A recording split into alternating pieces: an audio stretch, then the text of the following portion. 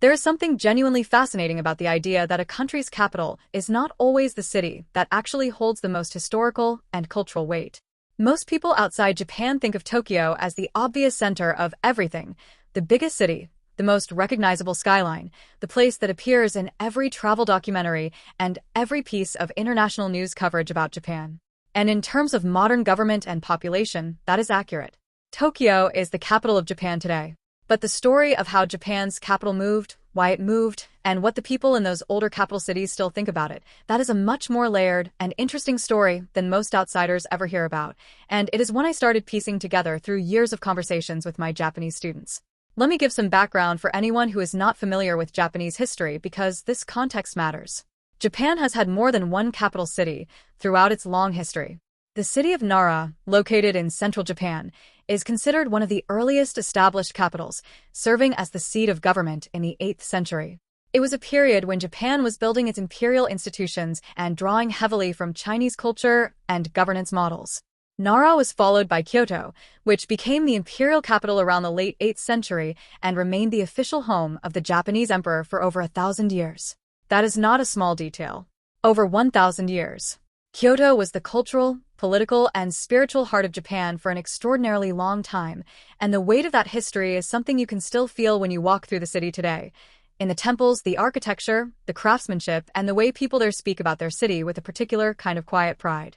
Then there is Tokyo. Tokyo was historically called Edo, and for a long time it was the base of the Tokugawa shogunate, which was the military government that effectively ruled Japan for about 2.5 centuries while the emperor remained in Kyoto. The relationship between the emperor and the shogunate during this period was complicated. To put it simply, the emperor held symbolic and spiritual authority, while actual political and military power rested with the shogun in Edo. In the mid-19th century, the old shogunate system collapsed, and Japan underwent a dramatic political transformation known as the Meiji Restoration. This is the period when imperial rule was restored and Japan began rapidly modernizing. It was during this transformation that the emperor moved from Kyoto to Edo, which was then renamed Tokyo, a name that literally means Eastern Capital. Now, I had a student once who loved Japanese history deeply, and he was the one who first told me something I found genuinely amusing.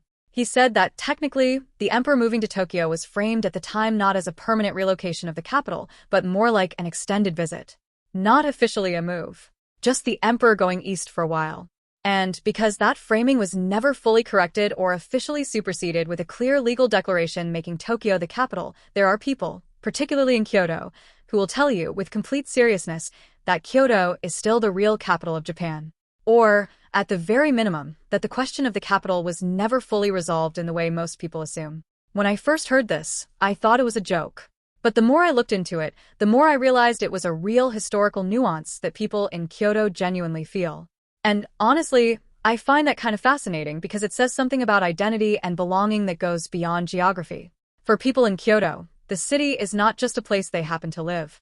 It is the city that was the heart of Japanese civilization for over a millennium. The imperial palaces are there.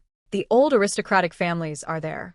The traditional arts, the classical architecture, the religious institutions that shaped Japanese culture over centuries, so much of it is concentrated in Kyoto. The idea that a city with that kind of historical depth is now considered the second city, behind a place that was essentially a military base for a good chunk of Japanese history, is something that Kyoto residents process with a very particular mix of dignified acceptance and quietly held pride. What I also find interesting, and this came up in a conversation with a student who is very knowledgeable about history, is what happened to capitals when they moved. In Japan's case, when the imperial court moved from one location to another, they could not exactly pack up the buildings and carry them along. Castles and palaces were made primarily from wood, which made them structurally impressive, but also extremely difficult to relocate. And there was another reason beyond the practical difficulty. Leaving a functioning castle or imperial building behind meant potentially leaving behind a power symbol, a physical space that another person or faction could occupy and use to claim their own legitimacy. So in some historical cases, the structures were simply destroyed before the court moved on. Not left behind. Not handed over, destroyed. I remember thinking, when my student explained this, that it sounds almost impossibly drastic. But it made complete sense within the political logic of the time. Power was not just about armies and governance. It was also about controlling the spaces and symbols that people associated with authority. Japan's history of shifting capitals also reflects something broader about how Japanese civilization developed, through cycles of centralization and decentralization, through the rise and fall of powerful clans and military leaders, through periods of intense internal conflict followed by long eras of relative stability. The country that exists today, with its remarkable social cohesion and its deeply rooted cultural identity, emerged from centuries of genuine upheaval. That is not the image most outsiders have of Japan, where the association tends to be with order, precision, and continuity. But the continuity is real, and the upheaval was also real, and understanding both together gives you a much more honest picture of the country. My conversations with students from Kyoto specifically have a particular quality to them. There is often a kind of understated confidence in how they talk about their city, not boastful, but deeply assured. They know what Kyoto is and what it represents, and they do not feel any need to argue about it. Students from Tokyo, in my experience, tend to be less preoccupied with the historical question of which city is the real capital, partly because Tokyo's dominance in modern Japan is so total that the question does not feel particularly relevant to daily life there. But in Kyoto, the history is present in a way that is still alive and still felt. The city has over 1,600 Buddhist temples and more than 400 Shinto shrines. It is a UNESCO World Heritage Site. The traditional performing arts, the tea ceremony, the art of kimono weaving, these things did not just happen to end up in Kyoto. They were cultivated there over centuries because it was the seat of the court, the center of patronage, the place where culture was made and preserved. Nara, which came before Kyoto as Japan's capital, has its own distinct identity as well. It is smaller and quieter than both Kyoto and Tokyo, and it is perhaps best known internationally for the deer that roam freely through Nara Park, animals that have been considered sacred for over 1,000 years and that have become one of the most photographed things in all of Japan. But beyond the deer, Nara contains some of the oldest surviving wooden structures in the world, and the Todaiji Temple there houses one of the largest bronze Buddhist statues ever built. The scale of what was accomplished in Nara during its time as the capital is genuinely staggering when you consider the era in which it happened. What I keep coming back to, after all of these conversations and all of the things I have learned through them, is how much a country's history shapes the way its people see themselves and each other. Japanese people from different regions carry different pieces of that long national story, and those pieces inform how they communicate, what they are proud of, and how they relate to the idea of Japan as a whole.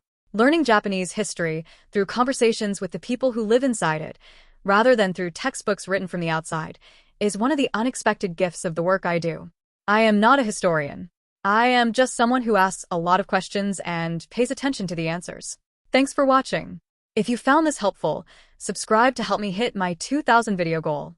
This is my unfiltered diary of solo living in the Philippines. From the tough days in the ESL classroom to my journey learning Japanese and Korean. Yes, I'm still a beginner.